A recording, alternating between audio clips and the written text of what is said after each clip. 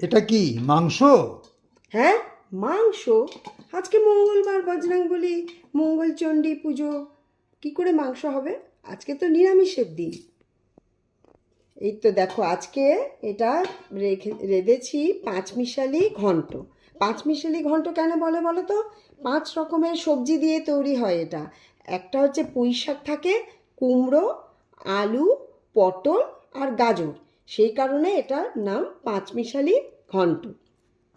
আর এটাকে না আবার পাঁচমিশালি ঘন্ট ছাড়া এটাকে লাবড়াও বলা হয়, কারণ এটা সমস্ত মিশিয়ে করা হয় বলে এটাকে লাবড়া বলে।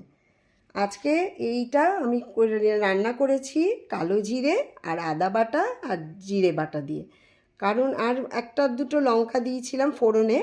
আর এটা পুরোপুরি জৈন আর গুজরাটি যারা একদম নিরামিষ রান্না পছন্দ করে তাদের জন্য এই রান্না। তোমাদের কি এই রেসিপিটা চাই? তাহলে আমি এই রেসিপিটা তোমাদের শেয়ার করব। বন্ধুরা বলে দিও, আমাকে কমেন্টে জানিও।